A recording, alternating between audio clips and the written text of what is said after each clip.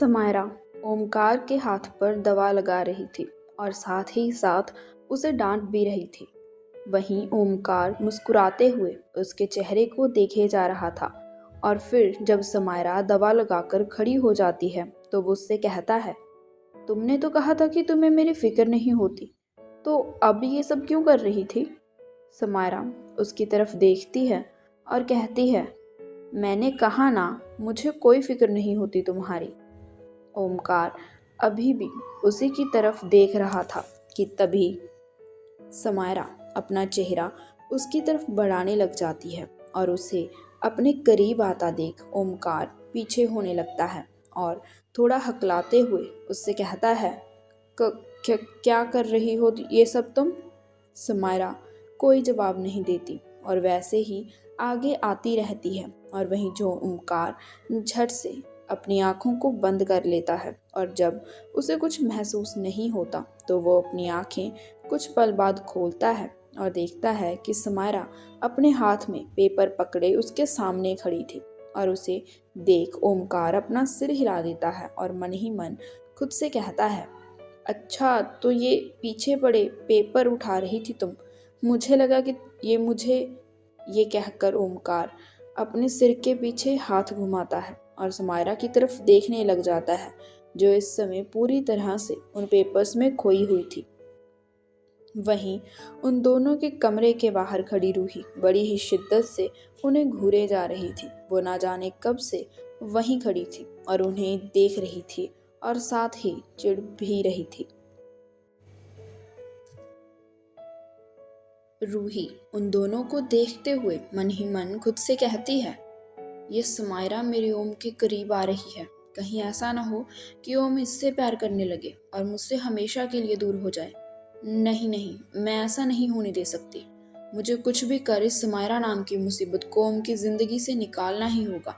भले ये मोना अब मेरा साथ ना दे, पर मैं अकेली ही इसके लिए काफ़ी हूँ और जो मैं करूँगी उसे ये समायरा जिंदगी भर के लिए याद रखेगी। इतना कहकर रूही एक नज़र समायरा के चेहरे को देखती है और फिर वहाँ से अपने कमरे में चली जाती है। वहीं कमरे के अंदर ओमकार अभी भी समायरा की ओर देखे जा रहा था कि अचानक से समायरा उसकी ओर अपनी नज़रें घुमाती है जिससे कि ओमकार एक पल के लिए हड़बड़ा सा जाता है। समायरा अपनी आंखों को छोटा किए उसे देखती है और कहती है, मैंने कितनी बार ये चीज़ नोटिस की है कि तुम बेवजह ही मुझे घूरते रहते हो और अभी भी तुम यही कर रहे थे। पूछ सकती हूँ कि क्यों?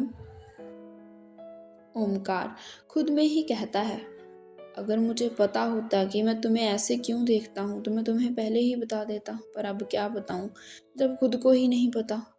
वहीं समारा दोबारा से उससे कहती है, अब बोलो भी कुछ। ओमकार हड़बड़ाते हुए कहता है, मैंने कब देखा तुम्हें? जरूर तुम्हारी ही नज़र कमज़ोर हो गई होगी, कुछ भी सोचती और देखती रहती हो। समायरा उसे घूरते हुए कहती है, मेरी नज़र कमज़ोर हो गई है या तुम्हारी नीयत खराब हो रही है? ओमकार अपनी एक आईब्रो उठाकर उसे देखता है और कहता है, what do you mean? Samaira उसी टोन में उससे कहती है, जो तुम समझ रहे हो। कभी खूबसूरत लड़की नहीं देखी क्या जो मुझे ऐसे घूरते रहते हो? खूबसूरत लड़की, वो भी तुम? इतना कहकर ओमकार अपना पेट पकड़कर हंसने लग जाता है और उसे यूं हंसता देख समायरा और चिढ़ जाती है और गुस्से में अपने पैर पटकते हुए वहां से चली जाती है। समायरा के वहां से जाते ही ओमकार खुद को कंट्रोल करता है और हल्का मुस्कुराते हुए खुद से कहता है, खूबसूरत? समायरा? हाँ समायरा, तुम बहुत खूबसूरत हो। ये कहकर ओमकार एक बार फिर अपने सिर के पीछे हाथ घुमाता है और फिर वहां से चला जाता है। रात के समय सारा परिवार एक साथ डाइनिंग टेबल पर बैठा था और मेड उन सबके लिए खाना लगा रही थी। तभी मोना सीढ़ियों से उतरते हुए वहां आती है और सबको एक नज़र देखती है। वो सभी लोग एक दूसरे से बातें करने में बिजी थे, इसीलिए किसी का भी ध्यान मोना पर नहीं जाता और उन्हें हंसता मुस्कुराता देख मोना सीढ़ियों के पास ही रुक जाती है और कुछ पल ठहर कर उन सबको देखने लग जाती है। तभी समायरा जो अपनी कुर्सी पर बैठने ही जा रही थी, उसकी नज़र मोना पर पड़ती है तो वो उसकी तरफ अपने कदम बढ़ा देती है। समायरा मोना के पास आती है और उसके कंधे पर अपना हाथ रखती है और उसका नाम पुकारती है, मोना। मोना झट से उसकी तरफ देखती है और कहती है, हम्म, तुम यहाँ क्यों खड़ी हो? सब हैं वहां पर, वहां चलकर बैठो ना। समायरा के ऐसा कहने पर मोना उसकी तरफ देखते हुए कहती है, मैं यहीं पर ठीक हूँ। अगर मैं वहां गई ना तो सबके चेहरों पर इस खुशी की जगह उदासी आ जाएगी। समायरा उसे समझाते हुए कहती है, ऐसा कुछ नहीं होगा मोना, हम सब तुम्हारा परिवार हैं और हमेशा तुम्हारे साथ हैं। अगर तुम वहां आओगी तो सबको खुशी होगी। मोना उससे कहती है, मैंने तुम्हारे साथ भी कितना बुरा किया ना समायरा। मैं समझ ही नहीं पा रही थी कि मैं अपने ही डैड के जाल में फंसती जा रही हूँ। उनकी गलतियों को नज़रअंदाज कर मैंने सारा दोष तुम्हारे परिवार पर डाल दिया। अगर हो सके तो मुझे इसके लिए माफ़ कर देना। ये कहते हुए मोना की आंखें नम हो जाती हैं और वहीं समायरा आगे बढ़कर उसे गले से लगा लेती है और कहती है, तुम्हें किसी से माफ़ी मांगने की ज़रूरत नहीं है मोना, और बहुत हुआ ये रोना धोना। चलो सबके साथ बैठो और डिनर करो। मोना अपना सिर हाँ में हिलाती है और समायरा के पीछे पीछे चल देती है। वहां जाते ही समायरा एक चेयर आगे खींचती है और मोना को उस पर बैठने को कहती है। मोना को वहां देखकर सभी लोग शांत पड़ जाते हैं। जो जश अब तक बकबक किए जा रहा था वो एकदम शांत होकर अपना डिनर करने लग जाता है, और नायरा जिसका पूरा ध्यान जश से लड़ने में था वो भी शांत पड़ चुकी थी। सुरेखा जी ने तो मोना को देखते ही अपना चेहरा घुमा लिया था और अध्यप भी अपना डिनर करने लग गए थे।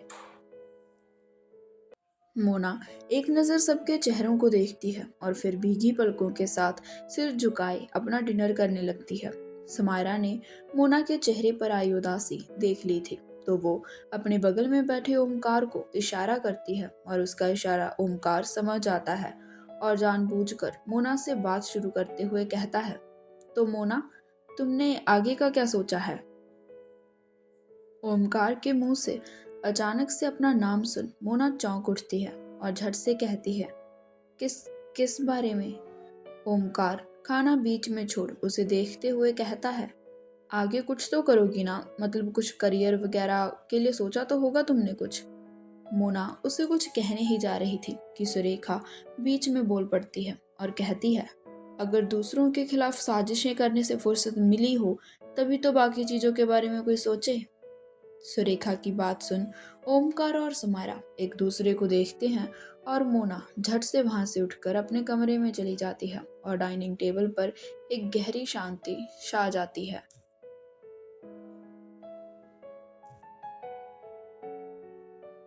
मोना वहां से सीधा अपने कमरे में चली जाती है और जाकर बिस्तर के साथ लगकर नीचे बैठ जाती है और खुद से कहती है, बीते समय में की गई गलतियां कभी माफ नहीं की जा सकती। इतना कहकर वो अपनी आंखों को बंद करती है और वैसे ही पीछे की तरफ सिर टिकाकर बैठ जाती है। वहीं दूसरी तरफ बाकी सब भी अपने अपने कमरों में जा चुके थे और समायरा अपने कमरे में इधर से उधर चक्कर काट रही थी और बेड पर आराम से बैठा ओमकार उसे इधर से उधर जाते हुए देख रहा था। जब काफी समय तक समायरा ऐसे ही चलती रहती है तो ओमकार उसके सामने आकर खड़ा हो जाता है और समायरा को उसके कंधों से पकड़ रोकते हुए कहता है, क्या कर रही हो? तुम एक जगह पर टिककर नहीं खड़ी रह सकती क्या? तुम्हारे कारण मेरी गर्दन में दर्द होने लगा है। समारा उसकी तरफ देखती है और कहती है, चक्कर मैं काट रही हूँ पर दर्द तुम्हारी गर्दन में क्यों हो रहा है? ओमकार उसके सामने अपने हाथ बांधकर खड़ा हो जाता है और कहता है, अरे मेरी गर्दन में दर्द होगा ही ना, मैं कब से तुम्हें ही तो देख रहा हूँ। समायरा उसे आंखें छोटी किए देखती है और कहती है, सुबह तो कह रहे थे कि तुम मुझे नहीं देखते और अभी देखो। ओमकार उसकी बात सुन अपना माथा पीट लेता है और कहता है, तुम कहाँ की बात कहाँ लेकर जा रही हो? मेरा मतलब ये है कि तुम मेरे आगे कब से ऐसे चक्कर काटे जा रही हो, और वो सब छोड़ो, ये बताओ कि तुम आखिर सोच क्या रही हो? समायरा जाकर बेड पर बैठ जाती है और कहती है, मैं सोच रही थी कि हम मोना के लिए ऐसा क्या करें जिससे उसका ध्यान इन सारी चीज़ों से भी हट जाए और वो खुश भी रहे। ओमकार उसके बगल में बैठते हुए कहता है, बस इतनी सी बात, पहले ही बता देती, क्यों इतने चक्कर काट रही थी? समायरा उसे देखते हुए कहती है। क्या मतलब? मतलब ये मिसेस रॉय कि मैंने सोच लिया है कि मोना का क्या करना है। ओमकार मुस्कुराकर कहता है। तो समायरा उससे कहती है, क्या सोचा है तुमने?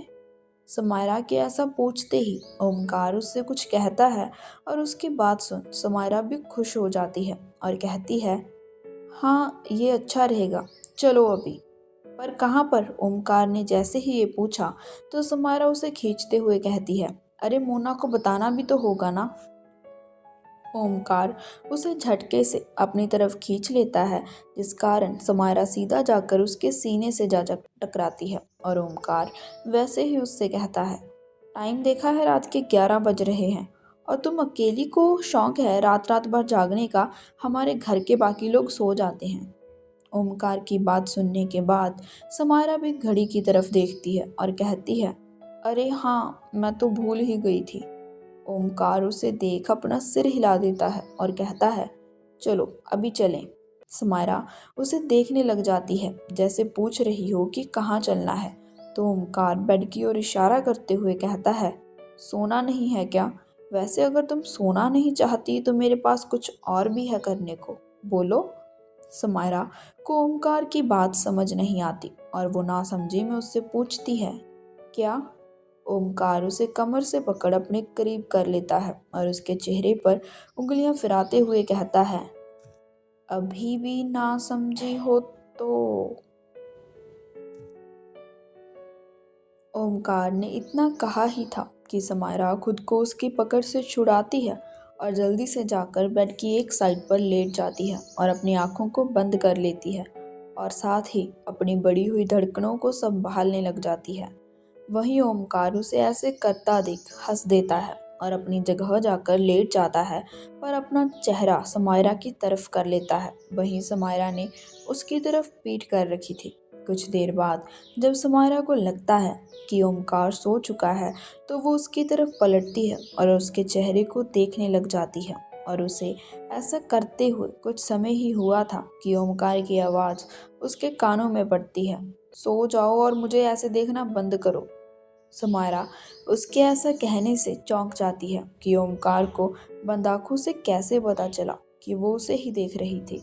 पर जैसे ही पता चला वो समायरा अपनी आंखें झट से बंद कर लेती है और दोबारा नहीं खोलती और वहीं ओमकार अपना चेहरा दूसरी तरफ कर लेता है और हल्के से मुस्कुरा भी देता है।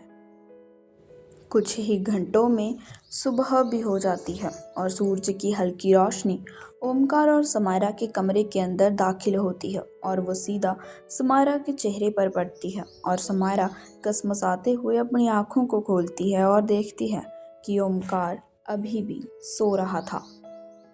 समायरा थोड़ा सा झुककर ओमकार के चेहरे को देखती है और मन ही मन खुद से कहती है, जो भी हो, ये सोते हुए काफ़ी क्यूट लगता है, बिल्कुल किसी छोटे मासूम से बच्चे की तरह।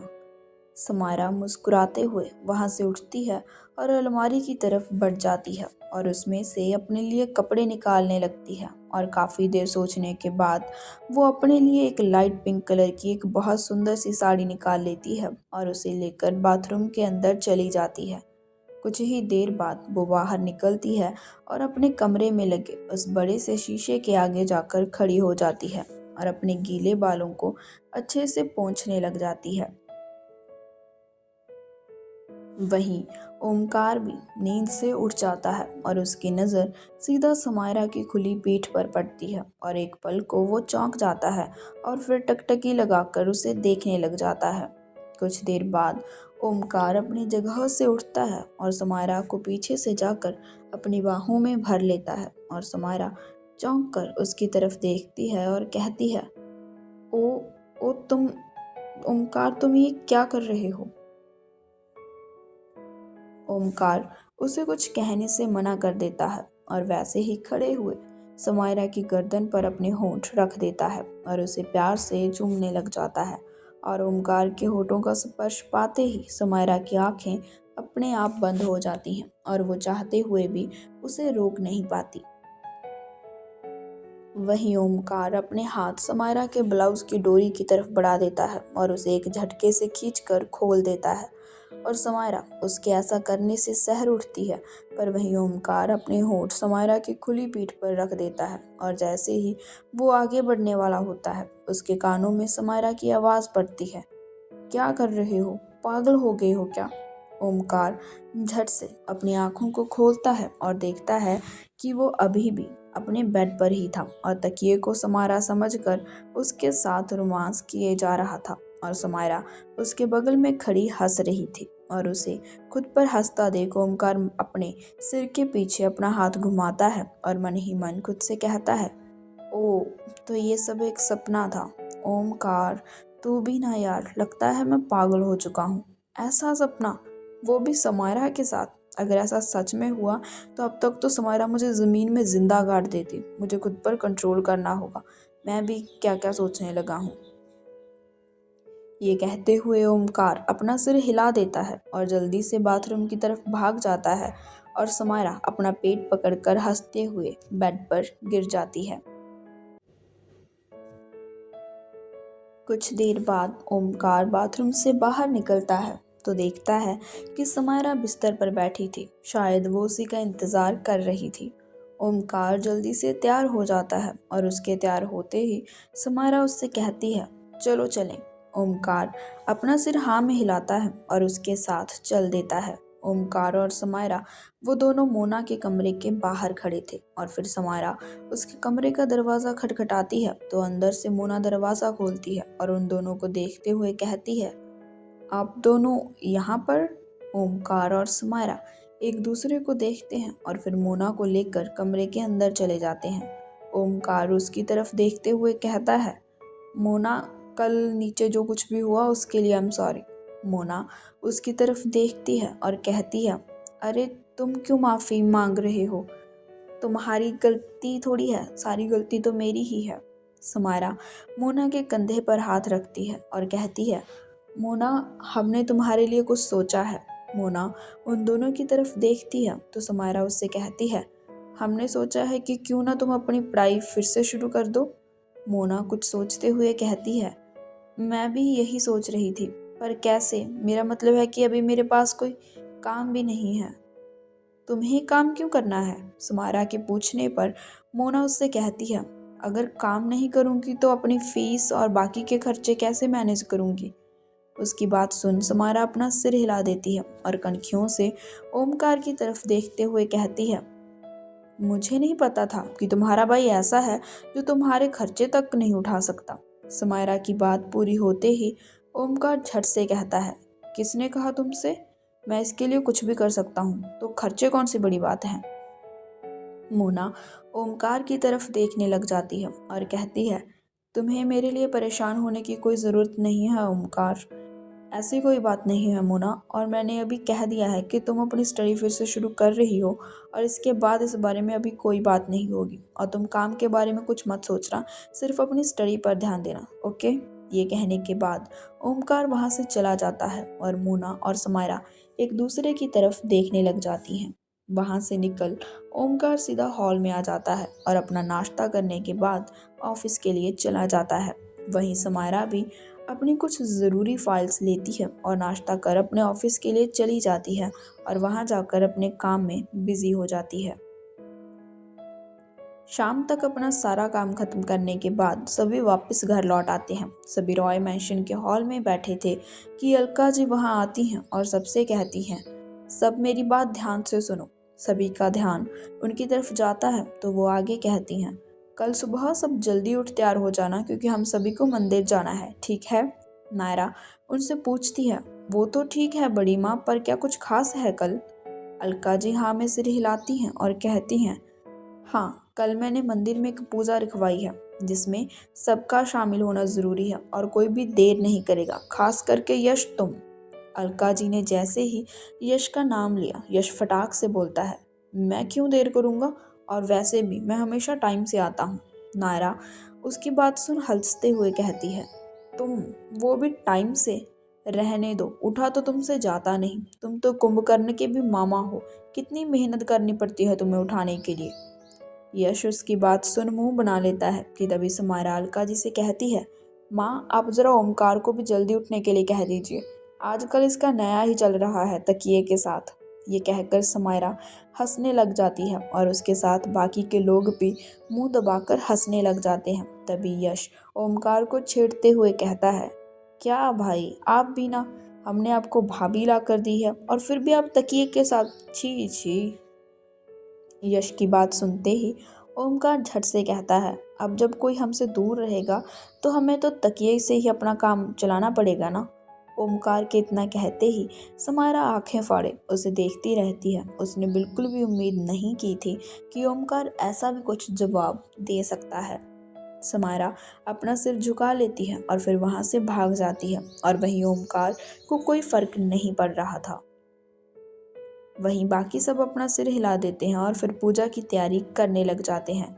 ओमकार अपनी कॉफ़ी ख़त्म कर अपने कमरे की ओर चल देता है और जब वो अंदर जाता है तो देखता है कि समायरा उसके सामने अपने हाथ बांध कर खड़ी थी और शिद्दत से उसे ही घूर रही थी और इसके ऐसे घूरने का कारण वो बखूबी समझ रहा था।